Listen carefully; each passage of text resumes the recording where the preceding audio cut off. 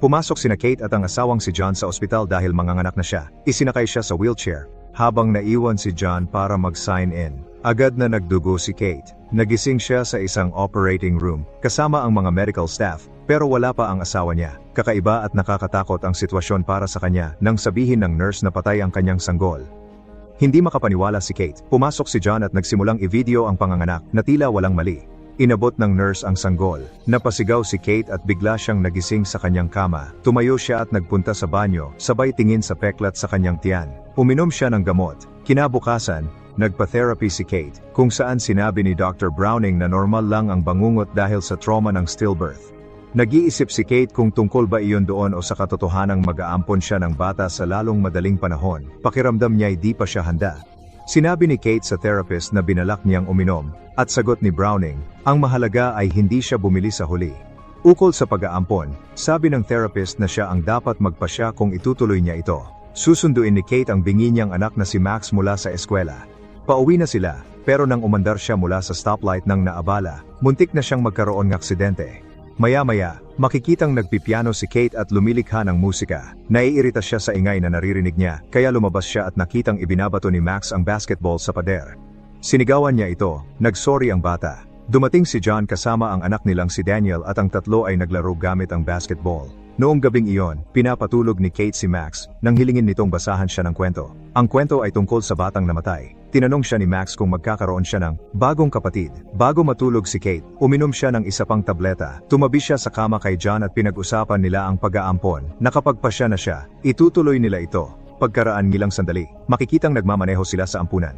Sinalubong sila ni Sister Abigail sa harap at pinatingin-tingin sila. Nanatili si Kate sa unang palapag. Tinitingnan ang mga batang babaeng naglalaro at pumunta si John sa ikalawang palapag. Nakarinig siya ng batang kumakanta at pumasok sa silid kung saan nagpipinta si Esther. Nagkwento siya ng kakaibang istorya tungkol sa obra niya, habang sina Kate at Abigail ay pumasok sa silid. Ipinakilala sila ni John at silang tatlo ay nagpatuloy sa pag-uusap. Sinabi ng bata na wala pang kumakausap sa kanya dahil kakaiba siya. Tila gusto nila siya. Kinausap nila si Abigail para ampunin si Esther. Sabi niyang taga-Russia siya at ang mga taong nagdala sa kanya sa US ay namatay sa sunog. Ngunit, sa kabuuan ay tingin ni Abigail na ang bata ay napakahusay. Sumang-ayon si Kate. Pagkalipas ng 3 linggo, sinundo nila siya sa ampunan at nagpaalam kay Abigail. Sa kotse, tinuruan ni Kate si Esther ng sign language. Nakarating sila sa bahay at sabik na sabik si Max na makita sila. Agad nagpakilala si Esther sa kanya. Tinatanong si Kate kung gaano siya nakakarinig. Sabi niya ay sapat lang ang naririnig niya para mabasa ang labi ng mga tao. Pagkapasok sa loob, sinalubong sila ni Lola Barbara at Daniel. Nang gabing iyon, binigyan siya ng lahat ng regalo, maliban kay Daniel na tila nagseselos na, lalo na nang bigyan nito si John ng isang malaking pasasalamat na yakap. Lumabas si Daniel sa treehouse kasama mga kaibigan at tumingin ng malaswang magasin.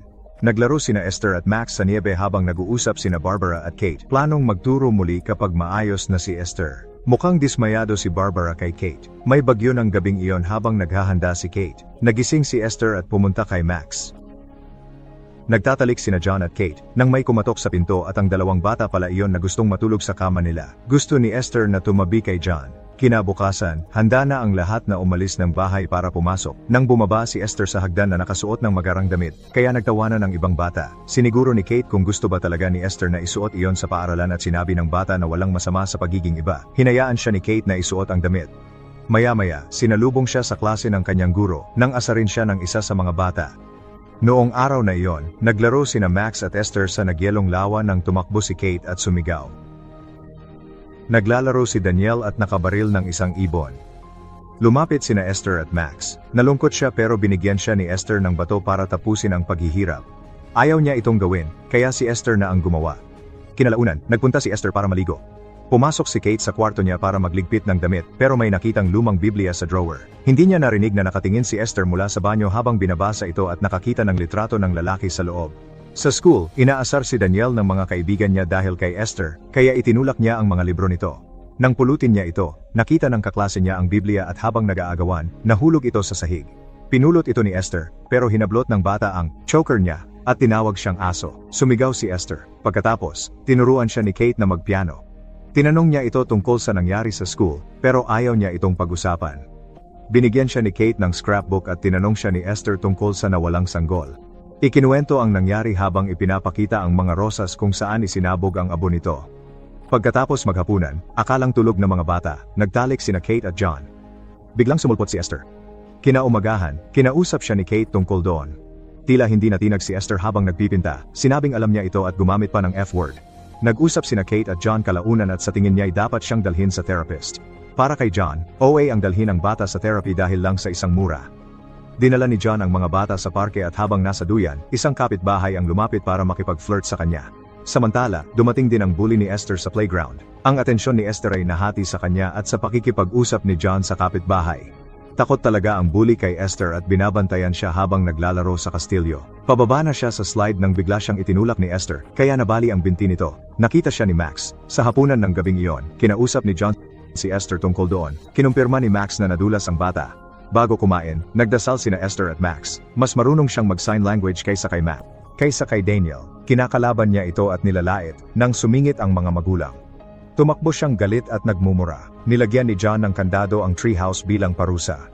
Nasa tindahan si Kate at mga bata nang tumawag si Sister Abigail. Ayaw makipag-usap ni Esther, pero nagpatuloy si Kate. Lumayo siya at sinabi ang lahat kay Sister Abigail. Habang binabasa ni Max ang labi niya at sinasabi kay Esther, gabi ring iyon, mahusay na tumugtog ng piano si Esther sa gulat ni Kate. Tinanong niya kung bakit nagpanggap na hindi marunong at sumagot ang bata na ginawa niya iyon para sa kanya. Nang gabing iyon, nag-away sina Kate at John tungkol kay Esther at lumala ang pagtatalo nila. Narinig sila ni Esther sa kabilang kwarto, na nasisiyahan. Isang araw, pumunta si Sister Abigail sa bahay. Kinausap niya ang mga magulang tungkol kay Esther, dahil sa hinalang may mali rito. Naglista siya ng mga ginawa nito noon, gaya ng pananakit sa ibang bata. Narinig ng bata ang lahat at pinuntahan si Max, sinabing kailangan niyang tumulong para hindi siya makuha ng masamang babae. Inisip ni Kate na may punto si Abigail, pero ang tingin ni John OA lang siya. Sabi ni Kate na dalhin siya sa therapist at pumayag siya. Samantala, si Esther inutusan si Max na hanapin ang susi sa treehouse, pero ginamit ito para kumuha ng baril sa safe ni John. Inalis ang bala sa revolver, nag-iwan ng isa. Tinutukan niya si Max na tinakot ng husto. Paalis na si Abigail sa kotse, dinala ni Esther si Max sa tulay at sinabing tatakutin nila ito para di na bumalik. Nang lumapit ang kotse, tinulak niya si Max sa kalsada at muntik na siyang masagasaan ni Abigail, na umiwas at bumangga. Nakita ni Abigail si Max bago siya martilyuhin ni Esther. Inutusan niya si Max na iligpit si Abigail sa kalsada. Pinagulong nila siya, pero buhay pa, kaya tinuluyan siya ni Esther ng martilyo. Pumasok sila sa treehouse, kung saan itinago ni Esther ang dugo ang damit, at ang martilyo. Sinabihan niya si Max na makukulong din siya dahil lang sa pagtulong sa kanya. Sinabi ni Esther na mahal niya ito. Nakita sila ni Daniel na bumaba sa treehouse, pero nakita rin siya ni Esther. Kinagabihan, pumasok siya sa kwarto nito dala ang scalpel, at binantaang huwag magsasalita. Napaihi ang bata sa sarili. Dinala ni na John at Kate si Esther kay Browning, na kinausap sila habang naghihintay siya sa labas. Sabi ng therapist walang mali sa bata, kundi si Kate ang mismong ang problema. Tingin niya'y kulang si Kate bilang ina at ibinubuhos ito kay Esther. Sumang-ayon si John sa katuwiran niya. Pag-uwi nila, nakatanggap si Kate ng tawag sa ampunan at sinabing hindi pa bumabalik si Sister Abigail simula kahapon. Hinanap siya ng mga pulis at nahanap ang bangkay kung saan ito iniwan ni Esther. May pulis na kumausap kina Kate at John, wala silang suspek. Pinapatay sindi ni Esther ang ilaw ng aquarium. Pinapakita ang nakakatakot na painting ng bahay at pamilya. Nag-research si Kate tungkol sa mga batang may problema at pinakita kay John. Hindi siya naniwala kaya sabi ni Kate na hindi na siya pupunta kay Dr. Browning. Nag-aalala si Kate kung sino si Esther at tatawag sa ampunan sa Russia. Pinagmulan ni Esther. Nang tumawag siya, nalaman niya na wala pang record na naluyan siya sa ampunan niya bago siya dumating sa US. Kinabukasan, pupuntahan ni John si Esther para dalhin siya sa dentista, pero ayaw niya kaya nangako siyang i-reschedule ito. Nagpinta sila at sabi ni Esther, sa tingin niya'y ayaw sa kanya ni Kate. Samantala, hinahatid ni Kate ang ibang bata sa paaralan at tinanong sila tungkol sa kanya. Nagsinungaling silang wala siyang ginawang masama. Gabi noon, pumasok si Esther sa kusina at may regalo raw siya para sa kanya. Binigyan niya ito ng timba ng rosas, mula sa pinagsabuyan ng abo ng anak ni Kate. Nagalit si Kate, pero sabi ni John, kasalanan niya iyon. Nang gabing iyon, pumunta si Esther sa garahe at binasag ang kamay niya. Sa kama, tinawag niya si John. Masakit daw ang braso niya at nang tiningnan niya, nakitang bali ito. Galing sila sa doktor at inihiga niya ito sa kama, nang biglang pumasok si Kate. Kinumpronta niya ito, pero sabi ni Kate, hindi iyon mahigpit. Kalaunan, bumili siya ng 2 bote ng alak sa tindahan. Medyo nalasing siya, pero itinapon ang tira sa bote ng alak sa lababo. Hinatid ni Kate ang mga bata sa paaralan kinaumagahan. Pagbaba ni Daniel sa kotse ay napunit ang bag niya, kaya nang tulungan siya ni Kate, pinaandar ni Esther ang kotse habang nasa loob si Max. Hinabol ni Kate ang kotse hanggang sa tumigil sa niebe. Noong gabing iyon, nasa bahay nila si Dr. Browning at sumumpa si Kate na nakapark ang kotse at pinagtatakpan ni Max si Esther. Ipinakita ni John ang pangalawang bote ng alak na nahanap ni Esther. Sabi ng therapist ay nireserbahan siya ng slot sa rehab, pero ikinuwento ni Kate ang panig niya tungkol sa alak. Hindi sila naniwala sa kanya tungkol sa alak at sa aksidente. Akala ni John ay nanlilin lang siya at binigyan siya ng 1 linggo para mag-rehab o aalis siya at kukunin ang mga bata. Samantala, tinakot ni Esther si Max na babarilin ang ina kung magsusumbong siya. Pumasok si Daniel sa silid ni Max at kinuwento si Abigail at sa treehouse. Sabi niya kukunin niya ang mga gamit doon, pero narinig siya ni Esther. Nagising si Kate sa gabi at palihim na pumasok sa kwarto ni Max. Biglang binuksan ni Esther ang ilaw. Sila ay nagtalo, pero ipinakita ni Esther ang diary na nabasa na rin pala niya. Ginalit niya ito, pero hindi nagpadala si Kate. Kinabukasan, tumawag muli si Kate sa ampunan at nang wala siyang mahanap, kinuha niya ang Biblia ni Esther. Nahanap niya itong nakatago sa isang plush toy at nakakita ng mga litrato ng lalaki sa loob. Nakita niya ang Sarn Institute rito at agad itong hinanap online. Tinawagan niya ang numero at sinabi nilang ang institute ay mental hospital at hindi ampunan. Samantala, palihim na lumabas si Daniel para kunin ang gamit sa treehouse. Sinundan siya ni Esther doon at binuhusan ng gas ang ebidensya, saka sinilaban at patuloy na binuhusan si Daniel. Ikinulong niya siya sa loob ng nasusunog na treehouse. Tinatawag niya ang ina, pero abala ito sa pag-iimbestiga kay Esther. Umakyat si Daniel sa bubong, humihingi ng tulong. Nalaglag siya sa kahoy, pero nadulas at bumagsak sa lupa. Habang pinapanood siya ni Esther, biglang nakita ni Kate ang apoy, habang lalapitan ni Esther si Daniel para patayin ng bato. Tinulak siya ni Max at dumating si Kate bago pa siya makagawa ng anuman. Buhay si Daniel. Nasa ospital silang lahat. Nang pumasok ang doktor, ipinaalam sa kanila na malubha ang pinsala sa leeg niya at baka hindi maalala ang nangyari. Nag-aalala si Esther. Sinabi ni Kate kay John ang nalaman niya kay Esther, pero hindi pa rin siya naniwala. Habang nagtatalo sila, nagpunta si Esther sa kwarto ni Daniel. Alam ni Max ang nangyayari at sinundan siya. Sinimulang sakalin ni Esther si Daniel gamit ang unan, habang si Max ay tumawag sa mga magulang niya.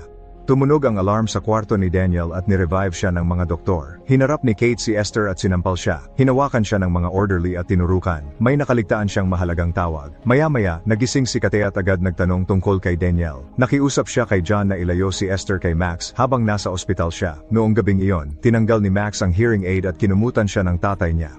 Pumasok si Esther at kinuha ang hearing aid habang nag-good night. Bumaba si John sa sala at naglasing. Bumaba si Esther, bihis matanda, at tumabi kay John na hindi alam ang nangyayari. Sinimulang halikan siya ni Esther, pero lumayo siya. Ipinaliwanag niya na hindi niya ito mahal gaya ng pagmamahalan nila ni Kate. Pinabalik siya ni John sa kwarto, pero sinabing huwag siyang ituring na parang bata. Sabi niya tatawag siya sa ampunan bukas tungkol sa kanya. Pumunta si Esther sa kwarto at umiyak. Samantala, nakatanggap si Kate ng tawag mula sa doktor sa Sarn Institute. Nakilala nito si Esther at sinabihan siyang ilabas ang pamilya, saka magpulis. Sabi niya na si Esther ay hindi bata, kundi may hormone disorder na nagmumukha lang siyang bata.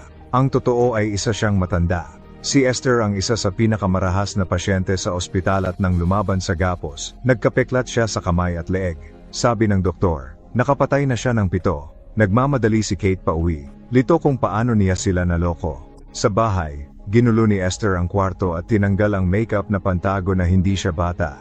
Sinuri siya ni John at nakita ang mga pinta sa pader. Tinatawagan siya ni Kate pauwi, pero nawala ng kuryente bago siya makasagot. Tumawag siya sa pulis. Nakahanap si John ng ilaw at nilibot ang bahay, nang saksakin siya ni Esther. Hindi siya makalaban pero buhay pa, kaya patuloy siyang sinaksak hanggang sa mapatay siya. Nakita siya ni Max at isinunod siya nito. Sobrang bilis magmaneho ni Kate pauwi kaya bumangga siya sa bahay at agad na pumanhik. Nakita niya si John, saka naisip na nasa panganib si Max at sinubukang hanapin. Sumilip siya sa kwarto, pero nang wala siya roon ay nagpunta sa banyo. Bigla siyang binaril ni Esther. Nagtago si Kate sa kwarto, pero buti na lang hindi siya mahahanap siya doon dahil humahampas siya sa labas ng bintana. Nagtatago si Max sa hardin at paparating doon si Esther, habang nakikita siya ni Kate mula sa salaming bubong.